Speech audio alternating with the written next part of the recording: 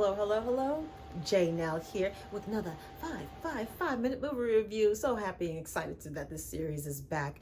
Just real quick, I do not give away major spoilers. However, if you're like me, I don't even like to know if like the color of the main character's shoes sometimes, even if though it has nothing to do with the plot. So if you're like that, then you probably don't want to watch this, but I will not be revealing any major spoilers. So let's go ahead and get into it. This week's 5 minute movie review is going to be on Army of the Dead, directed by Zack Snyder. Now, in Zack fashion, this movie is 2.5 hours long, and it does not need to be. And I'm a zombie fan. I love horror, I love creature movies. I'm primed to like this. It feels a little bit too long, and it doesn't have to be. This is not a crazy, intricate plot like World War Z, which isn't crazy intricate, but it's enough to where it warranted a longer movie.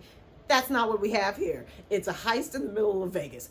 That's about it. Now, the setup is nice. They do kind of tell you how we got here. I do like the setup, and I like the slow-mo in the setup. It worked there because it gave us time to see different parts and how we got here and how each character that we're going to be following got there. I like that setup. I like the slow-mo in the setup. It's a nice, fun soundtrack throughout the entire movie. But other than that, all that other slow-mo didn't have to be there. And we're following different people in different places, and that's what kind of fills things out. But some of it is unnecessary. There's a certain little plot line that I think is completely unnecessary in the movie. So again, there are some things where this did not have to be 2.5 hours long. And I like the colors in this one. Zack Snyder is usually mute with his colors. This is not. This is nice and vibrant. The characters in this ensemble cast actually do feel like superhero characters. It's got like the quirky one and the strong one and the cute girl and the minute, whatever. And I was okay with I was okay with that. I liked Bautista heading up this cast, him being the lead, everything following behind him. I like him as an action star lead. He looks like a crazy action star, but the way he comes out, he kind of comes off more as a regular person. So I like that balance that he strikes, and I like the balance that he had in this. He's kind of like a big old soft teddy bear.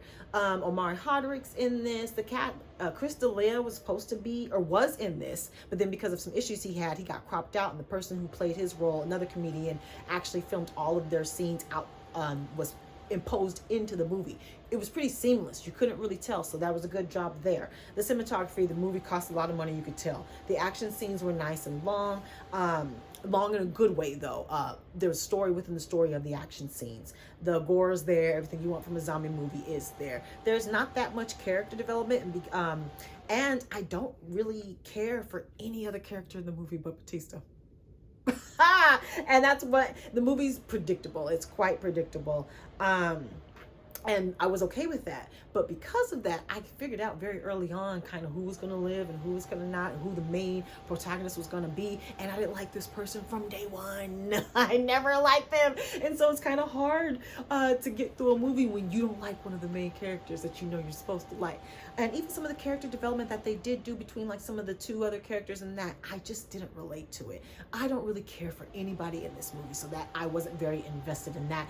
I actually found myself caring for the zombies and their little situation more than that. Now, I like the zombies. There's different type of zombies here.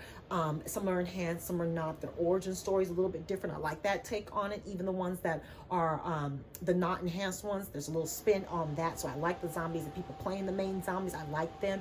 The little world, I wanted to explore that more. So I felt a little bit more connected to the zombies. I don't know what that means. They did give me one with one of the deaths. One of the deaths was a complete surprise. Did not see that coming. And they did make good use of the zombie tiger. That zombie tiger delivered one of the best deaths, if not the best death in the entire movie. There is a lot of goose eggs in this movie. Apparently there is going to be an animated prequel, and I'm not sure about the sequel, but there's a lot of goose eggs in this movie to go ahead and pay attention to. I went back and watched some things. I might actually rewatch the movie so I can see what they were talking about.